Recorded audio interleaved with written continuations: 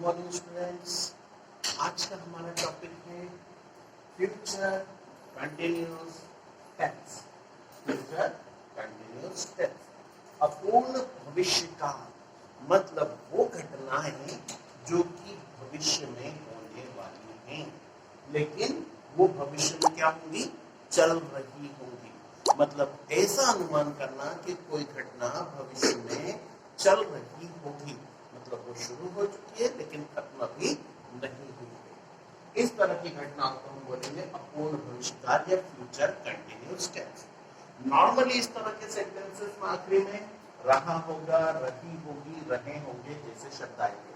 जैसे मैं बाजार जा रहा होऊंगा, हम चिड़ियाघर की सैर कर रहे होंगे, वे सब्जी खरीद रहे होंगे, है ना। इस तरह के सेंटेंसेस फ्यूचर कंटिन्यूअस टेंस में आते हैं। इसका सिंपल स्ट्रक्चर अगर हम बात करें तो सबसे पहले सब्जेक्ट। फ्यूचर टेंस में एक सबसे अच्छी बात है कि सभी जगह सहायक क्रिया एक ही फॉर्मेट में रहती है, बस उसमें हल्का सा चेंजेस आता है। यहां भी फ्यूचर इंडेफिनिट की तरह आई और वी के साथ में शैल बी का यूज करेंगे। आई और वी के साथ में शैल लगेगा, लेकिन will, I will, we will, you will, they will, he will, she will, it will, name किसी का भी नाम ले लिया, राम will, सभी के साथ will लग सकता है, लेकिन shall सिर्फ I और V के साथ, I shall and we shall। shall I और V के अलावा और किसी के साथ नहीं लगता, ठीक है। इनमें कंटिन्यूअस टेंस में shall be और will be, वर्ब के फॉर्म में, हेल्पिंग वर्ब के फॉर्म में, फॉर्मेट में चेंज है shall be and will be। फिर मेन वर्ब में आईएनजी सभी में लिखेगा, प्लस ऑब्जेक्ट मतलब शेष वाक्य में जो भी हो उसे लिखा जाएगा। Let us practice some sentences. कुछ सेंटेंसेस से प्रैक्टिस करते हैं। हमारा पहला सेंटेंस हमने लिया है, बुलबुल गीत गुनगुना रही होगी। बुलबुल गीत गुनगुना रही होगी। सेंटेंस से बात कर रहे हैं हम बुलबुल। What do you mean by बुलबुल? बुलबुल कौन? मेरे दिमाग में सेंटेंसेस वर्ड को पढ़ने के बाद दो चीजें आ रही। एक तो बुलबुल एक चिड़िया होती है ना, और दूसरा बुलबुल किसी का नाम भी हो सकता है। बुलबुल इज अ ह्यूमन बीइंग, एक लड़की हो सकती है, और बुलबुल एक चिड़िया भी हो सकती है। एक चिड़िया भी हो सकती है और एक व्यक्ति भी हो सकता है। क्या लेना चाहेंगे? अगर आप इसे चिड़िया लेते हैं तो पक्षी है, इसलिए उसके आगे क्या लगाएंगे? द। और बुलबुल को इंग्लिश में क्या कहा जाता है? The nightingale, the nightingale। और अगर ये कोई लड़की है तो क्या हो जाएगा? Bull bull. अगर आप चिड़िया लेते हो तो द नाइटिंगेल, और अगर कोई लड़की लेते हो तो उसका नाम सीधे बुलबुल। मैं इसे अभी चिड़िया के रूप में लेता हूं, इसलिए मैं बुलबुल नाम हटाएगा। द नाइटिंगेल, नाइटिंगेल के साथ सहायक क्रिया helping verb will be. The nightingale will be, बुलबुल रही होगी हो गया। अब मुख्य क्रिया, क्या कार्य किया बुलबुल ने, चिड़िया ने क्या कार्य किया? गुनगुनाना। क्या चीज? गीत गुनगुनाना। गीत गुनगुनाना क्या बोलेंगे आप इसके लिए? वर्ब सिंग। सिंग मीन्स तो गाना होता है, यहाँ गा नहीं रही है, यहाँ वो गुनगुना रही है ना। गाना मतलब वंदे मातरम वंदे मातरम वंदे मातरम वंदे मातरम, ये गाना हुआ। और गुनगुनाना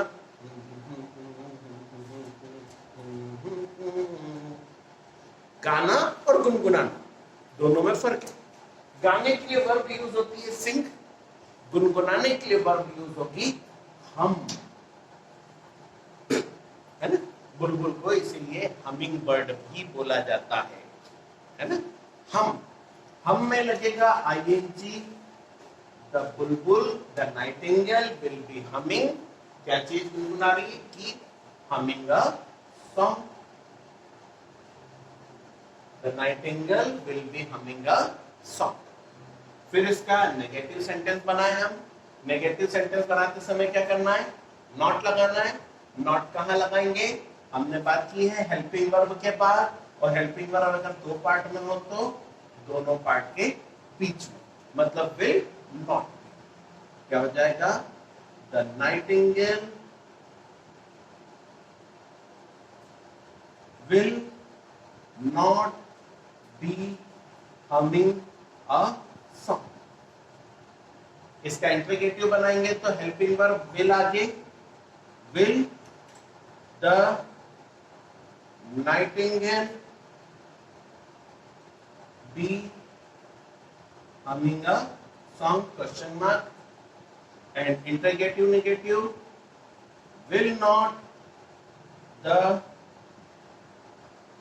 nightingale be humming a song? Clear? Next sentence है हमारे पास, चिकित्सक मरीज की शल्य क्रिया कर रहे होंगे। सेंटेंस है चिकित्सक मरीज की शल्य क्रिया कर रहे होंगे। Who is the subject in this sentence? Subject कर्ता कौन है इसमें? यस, जो काम कर रहा है कौन? डॉक्टर। और क्या काम कर रहा है डॉक्टर? शल्य क्रिया करना। शल्य क्रिया मतलब कट करके अंदर का ऑपरेशन करना। सब्जेक्ट है चिकित्सक डॉक्टर और वर्ब है ऑपरेशन। टेंस है आपका फ्यूचर कंटिन्यूअस टेंस। सबसे पहले हम क्या लिखेंगे? The doctor. Doctor profession of क्या द जरूर लगाइए। द डॉक्टर, डॉक्टर के साथ helping verb will be. The doctor will B. Main verb क्या है हमारे पास में? शल्य क्रिया मतलब ऑपरेशन, तो ऑपरेट में लगा देंगे ing। The doctor will be operating, इसको मरीज को, मरीज की कर रहे होंगे। The doctor will be operating to a patient. एक बार में एक ही मरीज की करेंगे ना, बहुत सारे मरीजों की तो नहीं कर सकते, इसलिए ए तो लगना चाहिए। The doctor will be operating to a patient, है ना? अगर मरीज कोई खास नाम दिया होता, अंबानी, अनिल अंबानी, मुकेश अंबानी, तो टू द अनिल अंबानी कर देते हैं। शेर गुस्से से दहाड़ रहा होगा। शेर, इसमें कर्ता कौन है? शेर। और क्रिया क्या करी उसने? दहाड़ना, चिल्लाना। चलिए, सब्जेक्ट सबसे पहले लिखा जाता है the lion. Subject the lion it में आता है, इट के साथ helping verb will be. The lion will B. Main verb क्या है? दहाड़ना।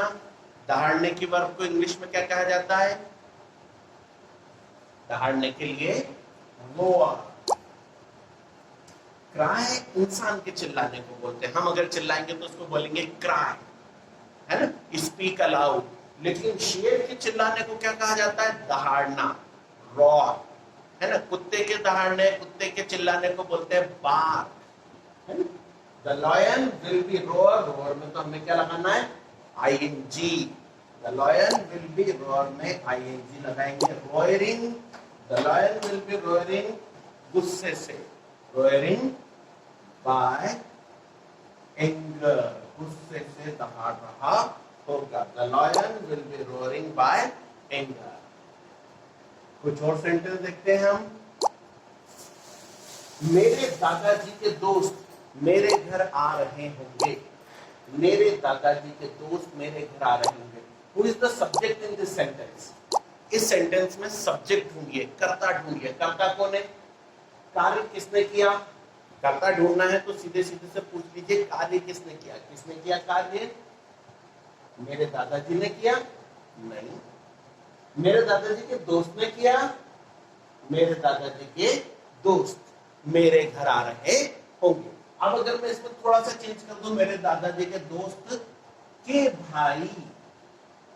अच्छा, अब सब्जेक्ट ढूंढिए क्या हो गया? मेरे दादाजी तो नहीं है, मेरे दादाजी के दोस्त भी नहीं है। अब सब्जेक्ट कौन हो गया? मेरे दादाजी के दोस्त के भाई।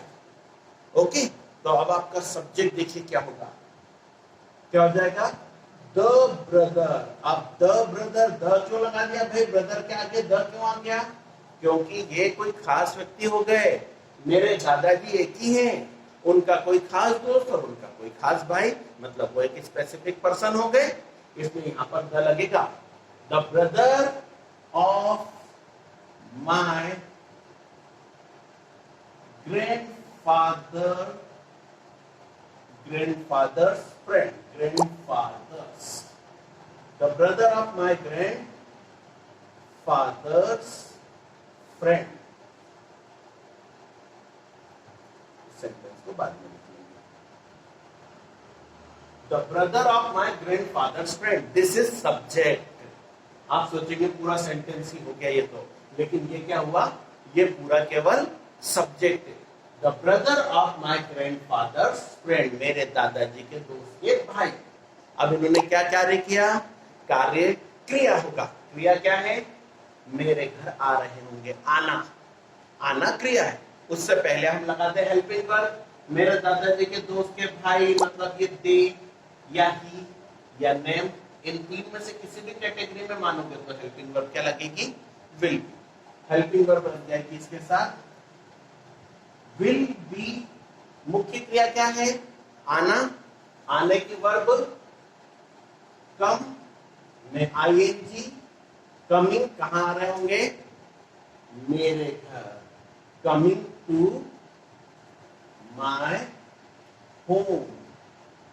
Coming to my home. Home या हाउस, क्या लिखना चाहिए, हाउस सही रहेगा, नहीं, हाउस गलत होगा. यहां पर अगर मैं माय होम की जगह माय हाउस लिखूंगा तो वो गलत होगा. ध्यान रखिए, होम का मतलब घर, हाउस का मतलब भी घर, तो फिर गलत क्यों होगा. होम, जब मैं मेरे घर की बात करूंगा तो होम, लेकिन जब आपके घर की बात करूंगा तो योर हाउस. मेरा घर होम कहलाएगा, आपका, उसका, किसी और का घर वो कहलाएगा हाउस. हम अमेरिकन राष्ट्रपति के घर को बोलते हैं व्हाइट हाउस, लेकिन हमारे घर को बोलते हैं माय होम स्वीट होम. मेरा घर प्यारा घर, और अमेरिकन राष्ट्रपति का घर व्हाइट हाउस. दूसरों के लिए, किसी के लिए बोलोगे तो हाउस, वो घर है ना, और होम मेरा खुद का घर. Is it clear. यहां वो मेरे घर आ रहे हैं इसलिए my home, not my house. एक सेंटेंस और ले लेते हैं हम. हमने लिखा था सिपाही अपने देश के लिए जंग लड़ रहा होगा. रहा होगा या रहे होंगे लगा दोगे तो बहुवचन हो जाएगा. रहा होगा तो एक अकेला सिपाही, और रहे होंगे मतलब कई सारे सिपाही. हम इसको प्लूरल में लेते हैं, रहे होंगे, रहे होंगे. अब सिपाही कोई एक रहा क्या, यहाँ पर सिपाही वर्ड एक वचन में भी कहा जाएगा और बहुवचन में भी कहा जाएगा. ये सिंगुलर है या प्लूरल है, या आखिरी से क्लियर हुआ. रहा होगा मतलब सिंगुलर, रहे होंगे मतलब प्लूरल. प्लूरल है, बहुत सारे सिपाही हैं. सिपाही एक प्रोफेशन है इसलिए आगे द, और सिपाही के लिए सोल्जर. द सोल्जर मतलब एक सिपाही, एक से नहीं, मतलब बहुत सारे सिपाहियों के लिए सोल्जर.